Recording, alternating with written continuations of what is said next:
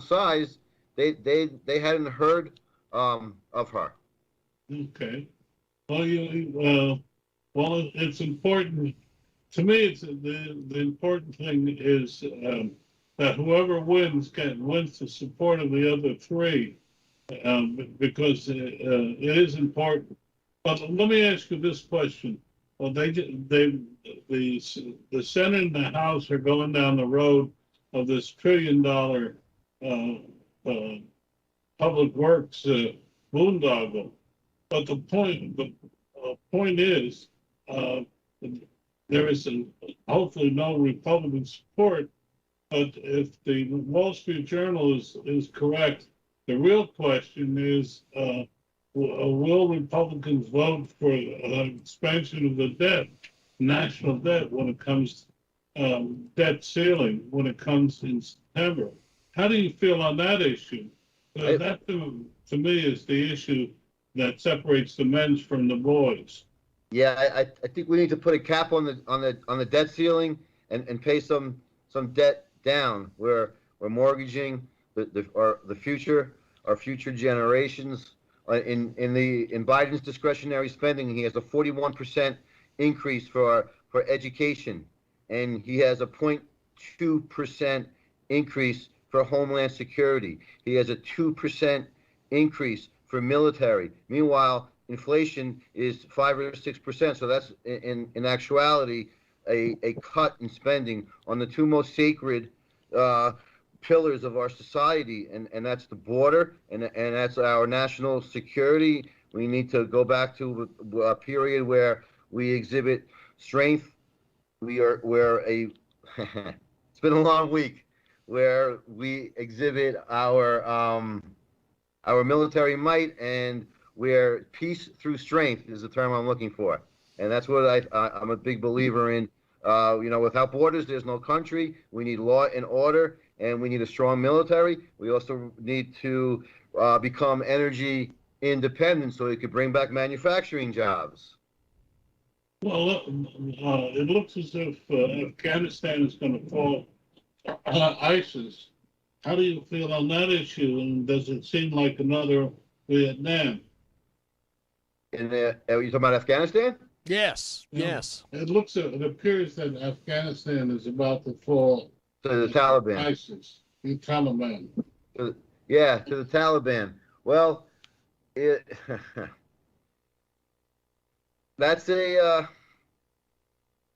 been going on for a very long time, and it's the Taliban, in my opinion, and I'm not an expert, but I just think that quite possibly the Taliban may be the lesser of two evils as compared to ISIS.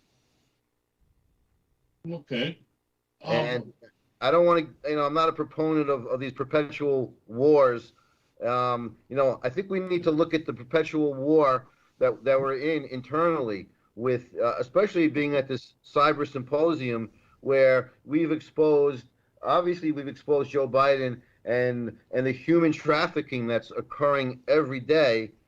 But what we've discovered this week is that we have vote trafficking, where there's an organized, almost organized crimes, where this is a concerted effort to bake in these phantom votes so that we lose elections. Without election integrity, we don't have a country. So some of the core foundations of America are under attack, and they've been under attack. And that the Taliban and ISIS is it's a problem, but we have some bigger domestic problems with the enemy within. Well, I'll ask one more question and turn over to IQ. But are you going to seek the support of former President Trump? Absolutely. I'm seeking all the support, all the meaningful support that I could possibly muster up. That's that's earned, not inherited. So we're working on it, and we'll playing it day by day. As my policies line up, they're America First policies. I actually have my platform. I call the pillar of society the triangle of prosperity, and it starts on the top with safety, jobs, and education. And let's get back to what made America great, and that was the American Industrial Revolution. We've been deindustrialized. They're raping us of the ability to harvest our natural resources. Our jobs are going. This is going on for a very long time, but we were on a good path there for 4 years, where we have to start making products in the USA, and we need to become energy independent, and we need to restore law and order and election integrity. Without that, we don't have a country. Well, can I just ask one more question? Yes, go ahead, my friend. But it would appear to me that Trump would be the kiss of death in the Palm Beach area. Trump endorsement. What do you feel about that? It seems to me, and I'm asking this of every Republican candidate, that in a lot of ways, in order to get the independent and in the general election, and also to ward off any problems that might occur, like are happening in New Jersey with the gubernatorial candidate, that it almost seems better to steer away from him. Well, I believe in America First policies. So people need to stop, hating the player and start looking at the game, okay? Because we're losing the game, we're losing the country, and the Donald Trump endorsement in Palm Beach County, it might sound counterintuitive today, but if the nation keeps going in the direction it's going, his America First policies will become more and more popular. Get back to a foundation of we're losing the country, and people have to understand this. They cannot let personal emotion dictate their political view. They have a civic duty to get out and vote, research a candidate, and do what's best for their district and do what's best for the country. It's time we remove personalities from politics, and let's look at the policies and let's look at the candidates.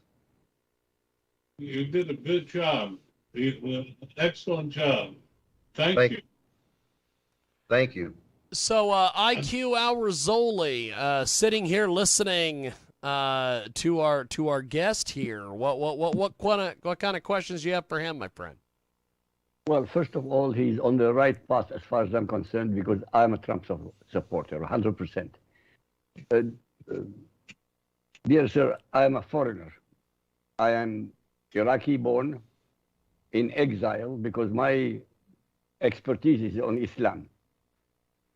The greatest threat, as you mentioned now, although it's Taliban and ISIS, the greatest threat you have is internal now.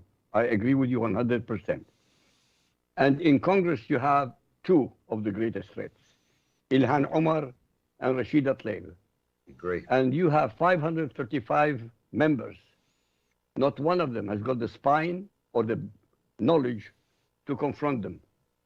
Now, I'm not trying to embarrass you or anything. Why isn't anybody there in Congress asking Ilhan Omar a simple question? Why do you wear the hijab? It's a simple question. I believe you have some patriots in Congress. You have the Matt Gaetzes who are calling her out. You have Marjorie Taylor Greene. There are some patriots out of the 535. Not nearly enough. I believe she's a traitor. I don't believe she was duly elected. I believe that Nancy Pelosi is afraid of her, and there's a very small faction of these radical left-wing communists, Marxists, socialists, whatever you want to call them, that need to be removed from office. And we need to make America great. We need a great exorcism to get rid of Marxism and socialism and communism, and they must go. I agree with you. But to tell me that you have got somebody in Congress who are against them is not enough. Rashida Tlaib and Ilhan Omar are Sharia compliant Muslims. Sharia compliant Muslims means they believe in the Quran and not in the American Constitution, hence they are traitors. Yeah. What I'm telling you is not top secret. What I'm telling you is based on their belief system. And their belief system is called Islam. And Sharia is the nemesis of the American Constitution. What I'm trying to explain to you is Ilhan Omar and Rashida Tlaib are traitors in waiting or traitors in action. You don't need a constitutional movement to remove them. But they're still there. And they are. If we have to get back to the Constitution, the Constitution is as relevant, if not more relevant, today than it was on the day that it was signed. And we've strayed not only with the squad. We have a traitor in the White House who is executing a invasion at our border and taking potentially infected biochemical weapons and launching them into the interior of the country as a political punishment for McAllen, Texas, electing a Republican governor, for Ron DeSantis and the freedom of Florida. They hate the freedom, and there's treason from the top down. We need to return to common law grand juries, and we need to remove the bar from the judicial system. So we can't hear that all these excuses of why we don't hear a trial, why this case won't be heard. There's no standing, latches, all these excuses, because the judicial system is part of the deep state. It's all of these, they're all foreign enemies, whether it's Sharia, whether it's treason, whether it's spending us into oblivion. It's the government is working against the people, and it must stop. How will you stop it? You know what? It's up to the people, not just me. I'm one person out of 535. We can fill out affidavits. I've sent over 50 affidavits myself to the Florida state lawmakers to do a forensic audit of the vote, because we know that they're vote trafficking. There's phantom votes. We need the people in each county. We have to take it back county by county. But you're not impeaching Biden. I can't understand that. Look, you went through 3 impeachments for Donald Trump on completely and utterly useless I never said the word impeachment. I said treason through a common law grand jury, going back to the Constitution and going back to the Magna Carta of the year 1215. This is all part of the constitutional law that is our right. These people are our employees. They work for us. The people grant the politicians all political power, and we can remove it at any time. It's the question of the people stepping up. It only took 3% of the population to repeal prohibition. And if 3% of the people step up in every county and sign affidavits to return common law grand juries, then these politicians will start to get scared. And hopefully that will breed change. I know it sounds radical, but this is what we're left with after years and years of political profiteering and a deep state uniparty and a media that is not on the side of the people. It's a state-run media. So this is where we're at. It's a grisly message, but it's the truth. I wish you the best. Thank you, sir. I have to tell you, Jeff, I'm going to call you Jeff. Absolutely. If I may. What you have to say is really resonates certainly with this group here, but should resonate out there. But I'm going to offer a criticism, but please take it in the spirit of trying to help you. But I really think you need to find someone to teach you a better presentation and to hone your message, because your message is all over the place. And unfortunately, in this age of sound bites, you've got to hone it. But your message is terrific. It's just the delivery that I worry about. Okay. Everything you say You won't get an argument here, and you wouldn't get an argument from the New York Post, or for that matter, the Wall Street Journal. You're just saying a lot of good things. It's just, unfortunately, this is a media world, and I think you hesitate occasionally, and people take that hesitation in today's world for being unsure. But please get your message better home, and you stand a good chance, certainly on this program. Yes. Good. Thank you for the advice. So I'm passionate about it, and I'm not a politician, and I think that a lot of this political correctness has empowered woke culture, and it's something that has led us down a big rabbit hole. So I'm trying to fight that in my own, I guess, personality or persona or whatever you want to call it. I'm being authentic. Well, I understand that, but you hesitate, and people take that hesitation in today's world. Take it from someone who understands this particular thing, because we love your message, don't we, Jiggy? oh yeah. I think you've, this is the thing that I always, I just don't understand how we can't get the real conservatives and the real quote-unquote progressives on the same page. Because, like, for instance, everything you're talking about today, my friend Jeff, with we've got to get the votes taken care of. We've got to get some legality of all this. Absolutely. The progressives know this because they watched Bernie get screwed twice, and the conservatives watched Trump get screwed. And it's just, if we could figure out some way to get everybody on the same page, I think we could make these elitist and these corporate people just scared to death.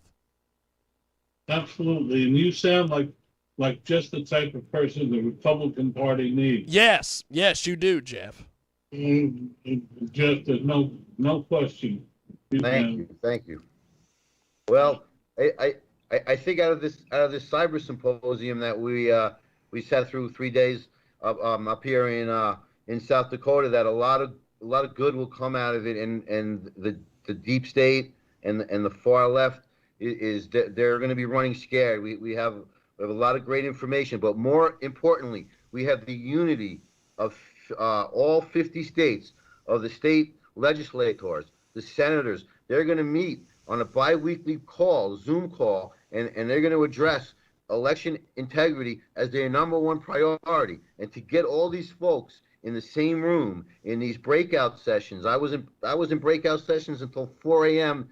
every night, talking about how do we take our country back, how do we fix these election problems, and it's a beautiful thing. There's such unity here, and it really brought all the states together. It's something to see. It's beautiful. There's people outside that have driven for hours and hours to be here, and you go outside for a break, and they're almost in tears. Can you help us? Where's this country going? It's been an emotional roller coaster, and it's great to be with patriots, and it's going to lead to bigger and better things, and I firmly believe that. So who have been some of the people that you've networked with and talked with at this event? Sure. There's so many. Amanda Chase is a great patriot she's a state senator out of Virginia, and she's fighting that's the belly of the beast right now, it seems. You have the blackface governor, and he's doing everything he can. The Antifa, BLM, they shut. This is going on in many places, but this is right next to our nation's capital. And Amanda Chase out of Virginia is a great patriot, and she's a great contact that I made. I was set with Sonny Borelli and Mark Fincham last night from Arizona. Kelly Ward was in a meeting, and we're all united. Where these Republicans at this level, I don't know about the federal level, but at the state level, there's great unity, and it's beautiful to watch. It's really great to hear. Yeah. But to go out, remember, it only takes flipping 5 seats to put Pelosi off the speaker's platform. It's 5. She's down to 4. So. Yep. We need. There's some great folks out there that are political outsiders like myself, Teddy Daniels, from Scranton, Pennsylvania. We need him. We need to get more folks that our values align. Joe Kent, he's another candidate from Washington State. Josh Barnett from Arizona's 6th District. We need to bring some fresh blood, some younger blood, some patriots, and not, Rashid and the squad. They're not the threat. You know who's a bigger threat? The Adam Kinzingers, the rhinos. They're spies. When these rhinos get elected, and they do more damage than the squad. The squad, we know where they sit. The rhinos, you don't. Like I say, you can really know what you're talking about. I just wish. I just encourage you to make sure that presentation smooths out, because we sure need you. Trust that. Well, me. I'm glad it was a healthcare freedom session.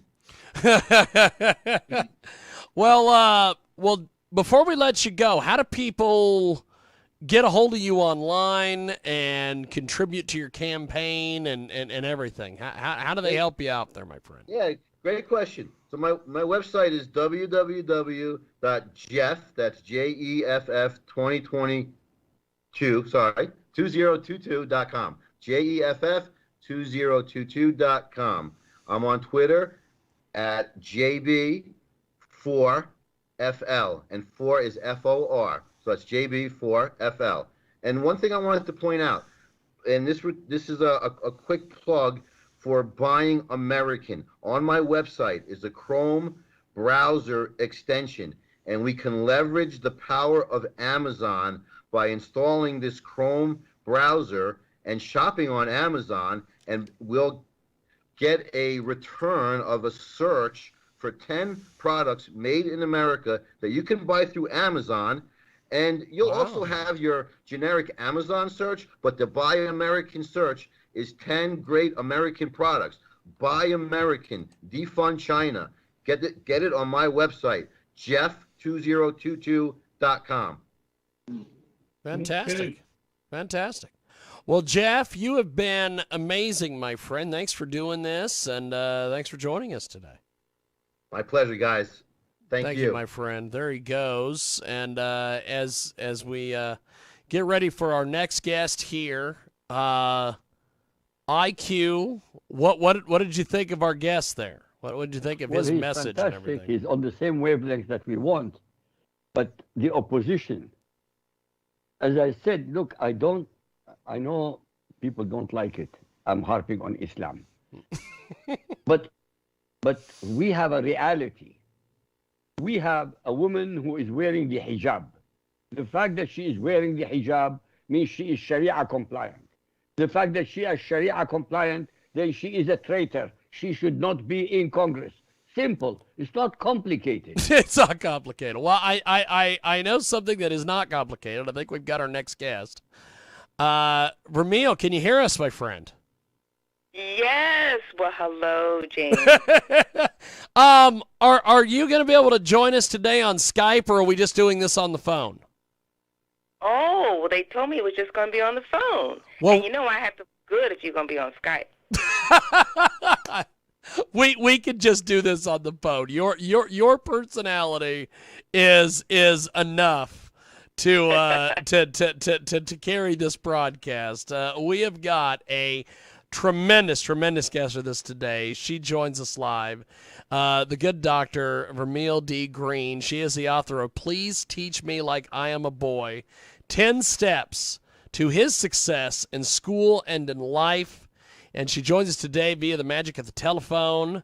We also have with us today, of course, our good friend Don Mazzella from SB Digest, and of course IQ Al Rizzoli, the world traveler, the outcast, as he said earlier, because he speaks up about the evils of Islam and some of the different. He's a critic of some of the different things that go on in the Islamic world. And Dr. Green, school is slowly but surely starting back up. And the Biden administration is signaling that it is willing to return to these lockdowns, these school closures, if the CDC recommends this stuff. And I am so happy to see schools, school board meetings where parents are outraged and go into these things, and they're fighting for the kids, because realistically, for the last 2 years, they've just lost their education. These Zoom meetings, these, fitness classes where, like, my girlfriend's little girl did her quote-unquote gym class last year when they were locked down, or whatever the heck it was take a video of you exercising.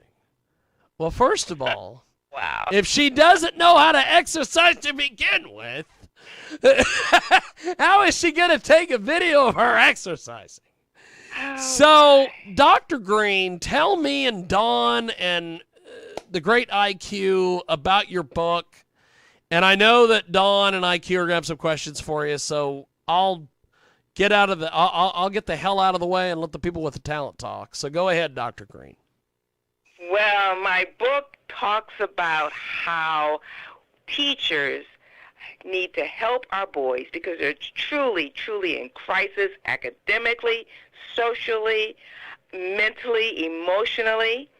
And one reason, especially for the academic portion, is that boys are being taught just like you would teach a girl. And most people would say, well, what's wrong with that? Well, boys learn differently than girls. And because they learn differently, they need to be taught differently. Strategies that help the boys won't harm the girls, so those teachers who don't have the luxury of having an all-boys class, or in some cases an all-girls class, still the strategies that will help our little boys learn better, especially in the elementary grades where our little boys are being turned off to school. It is so sad to have a kindergartner come home on his first day saying, I hate school. That is so sad. So I hope that these little boys, when they go back to school, first of all, I hope that teachers are going to be ready for the onslaught of little boys who have not been in structured school program or structured environment for over a year and a half. I hope that they're ready for them, and I hope that they're ready to do, as my book title says, please teach me like I'm a boy. So, Don Mazzella, jump in there, my friend. Man. No, I remember when the teacher would ask the question, how much is 2 and 2? The boys would say 5 and the girls would say 4. If you remember those days. And all the boys would look around for affirmation. But I've seen in the classroom in recent years how it's changed. And also the fact is, if boys grow up in households without fathers, it's even worse. That's my editorial comment. Then I'll simply ask the question, well, how should they teach boys differently than girls? Well, first of all, most importantly, teachers need to bond with their male students, to bond with them. If a boy doesn't respect you, or if he